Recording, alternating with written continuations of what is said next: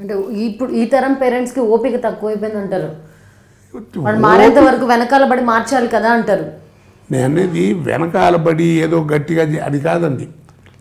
ఇది నా బాధ్యత అని ఫీల్ అయితే చాలు. ఏం పిల్లలు కొట్టి తిట్టి ఏం చేయక్కర్లేదు. నువ్వు చేస్తూ ఉండు, నీ ప్రయత్నం నువ్వు చేయి. ఎలా చేస్తావు అది వేరే సంగతి. నీ పిల్లలు, నీ పెంపకం, నీకున్న నాలెడ్జ్, నువ్వు చేసే ఉద్యోగం వాటి మీద ఆధారపడి ఉంటుంది. జాగ్రత్తగా చేయండి. మీరు అన్నారు కదా ఇందాక, మనం ఏం చేయాలో మనకు తెలుసు, సెల్ఫ్ కంట్రోల్ అనేది ఉండాలి, మన వ్యక్తిత్వాన్ని ఎలా జాగ్రత్త చేసుకోవాలో మనకు తెలిసి ఉండాలి అని. అన్నీ అందరికీ తెలుసు, కానీ ఇప్పుడు ఈ స్పిరిచువల్ గురుస్ మీరు చెప్పిన వాడు కాకుండా, లేకపోతే రవిశంకర్ కానీ, జగ్గి వాసుదేవ్ కానీ ఈ స్పిరిచువల్ స్పీచెస్ పెడుతున్నారంటే కుప్పలు తెప్పలుగా జనాలు పోయి వింటారు, కానీ మరుసటి రోజు నుంచి మళ్ళీ మామూలే. నేను చెప్పేది అదేనండి. కొంచెం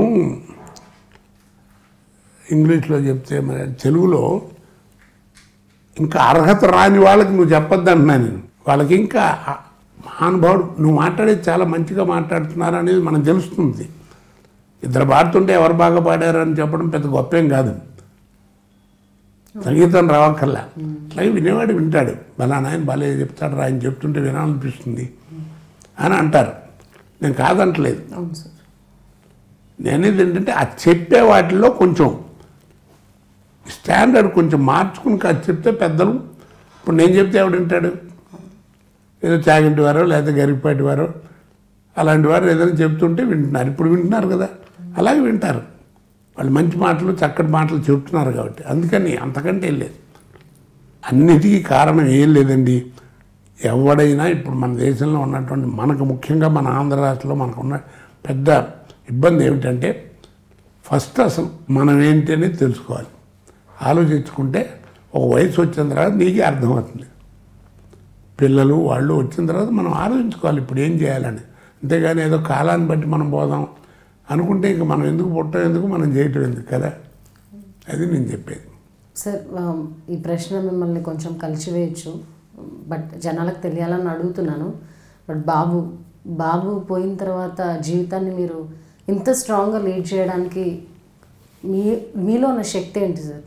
నాకు అదేనండి రోజు క్వశ్చన్. నాకు మంచి అయినా చెడైనా, పేరైనా ప్రతిష్ట అయినా కష్టమైనా అన్నీ పీకే, అన్నీ పీక్లో జరిగినాయి. పేరు ప్రతిష్టలు అంత అక్కడ ఉన్నాయి, కష్టాలు అక్కడ ఉన్నాయి. మరి ఈ రెండు తట్టుకునేటువంటి గుండె ఎలా ఇచ్చాడో భగవంతుడు ఆయనకే తెలియాలి, నాకేం లేదు. అంతే, ఏం చెప్పను. తప్పే ఉందండి దాంట్లో. నాలాంటి వాళ్ళు ఎంతమంది ఉన్నారో కష్టపడుతాం. నేను ఒక్కడిని గొప్పవాడిని ఏం కాదు కదా అనుకోవడం. అంటే ఏం చేస్తాం, మన కర్మ అనుకోవడం, మనం పాటించడం, అంతకంటే ఏం లేదండి. మనం ఏం చేయలేము. బలాన్ని ఇలా చేయాలని చెప్పే జ్ఞానం కూడా నాకు లేదు, అంతటి వాడిని కూడా కాదు. ఎందుకంటే నాకు వచ్చినట్టు కాదు, నేనే అనిపించాలి. ఊళ్ళో వాళ్ళు ఎందుకు అనిపిస్తారు? అనిపించాలి, జాగ్రత్తగా ఉండాలి అని నాకు అనిపించాలి. లేదా పాడైపోవటం ఏముంది, 10 రోజులు అయిపోతుంది.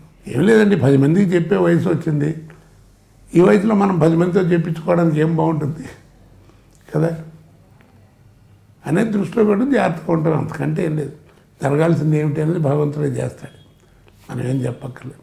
సార్, సినిమా ఇండస్ట్రీలో ఉంటే చెడిపోవడానికి ఆస్కారాలు ఎక్కువ ఉంటాయి, కానీ మీరు దేనికి లొంగకుండా అప్పుడు సినిమా ఇండస్ట్రీ బిగినింగ్లో ఎట్లా ఉన్నారో ఇప్పుడు కూడా అదే సిస్టమాటిక్ లైఫ్ని ఎలా లీడ్ చేయగలిగారు? ఏమీ లేదండి, నేనేం పెద్ద పద్ధతినేం కాదు. ఫ్రాంక్గా చెప్తున్నాను. టీవీలో అడిగారు కాబట్టి నేనేదో అది కాదు ఇది కాదని చెప్పడం అనేది నాకు అలవాటు లేదు, నేను చెప్పను కూడా. నేను చెడు బాగా తెలుసు. మొన్న ఎవరో ఏదో మాట్లాడుతుంటే ఏమిటా నీతులు చెప్తున్నావు అన్నాడు. నాకున్న అర్హత నీకెక్కడుందిరా మరి మంచి గురించి చెప్పడానికి అనే అన్నాడు. నాకు చెడు ఎక్కువ తెలుసు, అందుకని మంచి గురించి చెబుతాను. చేశానా లేకపోతే చూశానా చెడు అది వేరు సంగతి. అనుభవించాను దాని పర్యవసానం ఇలా ఉంటుందని తెలుసుకున్నాను కాబట్టి ఉన్నాను, అంతకంటే ఏం లేదు. కాకపోతే ఏమిటంటే నేను ఏదైనా చెడిపోయిన వాళ్ళతో తిరిగానేమో కానీ నేను ఎవరిని చెడగొట్టడం, ₹1 ఆశించడం అలాంటిది ఏం లేదండి నా దగ్గర. అది అందరికీ తెలుసు.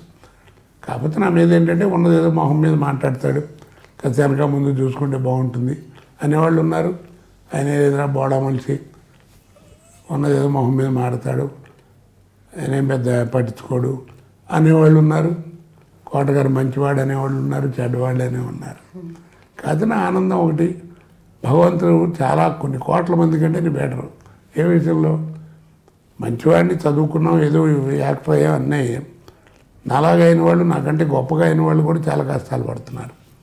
కానీ మన అదృష్టం ఏమిటంటే, నా అదృష్టం నేను ఫీల్ అయ్యేది, భగవంతుడు ఎప్పుడు కూడా ఇలా చేయి పెట్టాల్సిన అవసరం లేదు. ఎంత గొప్ప అదృష్టం అని. ఏదో అవకాశం ఉంటే ఎవరికన్నా సాయం చేసేందుకే తప్ప నేను ఎవరి దగ్గర, నేను ఎప్పుడు కూడా నాకు తెలిసినంత వరకు ఏదన్నా ఎవరన్నా ఫంక్షన్ ఉండి ఏదన్నా పిలిచి ఏదైనా పార్టీ అయినా బోర్టీ అయినా వెళ్తే తప్ప, లేకపోతే నేను ఎవరి రూపాయి మీద నేను ఎప్పుడు ఏమీ చేయలేదండి. నేనే సంపాదించుకున్నాను, మంచిగా చెడ్డో నేనే చేశాను, నా దాంతో నాకు తప్ప నేను లేదు. అదే నాకు ఓ తృప్తి, అంతకంటే లేదు. అందరికీ చెప్పేది ఏం లేదండి, ఇది వాయిన కొద్దీ వాగుతూనే ఉంటుంది ఇంటర్వ్యూ కానివ్వండి.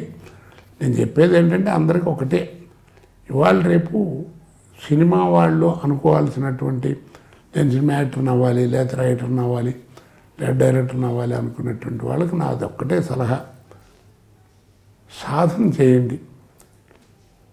అది లేకుండా వచ్చేసి ఏదో చేద్దాం అనుకుంటే ఈ లాటరీ కొట్టడం తప్పదు. విద్వత్తు ఉండి కొద్దో గొప్ప నీ క్వాలిఫికేషన్ ఉండి నీకు సరైనటువంటి టైం రాకపోవటం, ఆ గోల వేరుగా ఉంటుంది, ఈ గోల వేరుగా ఉంటుంది. నాకు ఇంట్రెస్ట్ కాబట్టి వచ్చాననే పాఠం అది నువ్వు ఏమైనా అన్నామండి, అది నీకు పెద్ద హెల్ప్ చేయదండి. ఇప్పుడు నేను నాటకాలు నా అనుభవం ఉండబట్టి, ఆ నాటకం అనుభవం ఉండబట్టి ఎన్ని వచ్చినా ఏ వచ్చినా క్యారెక్టర్లు మెయింటైన్ చేయడానికి దానికి నాకు ఒక బేస్మెంట్ ఉంది.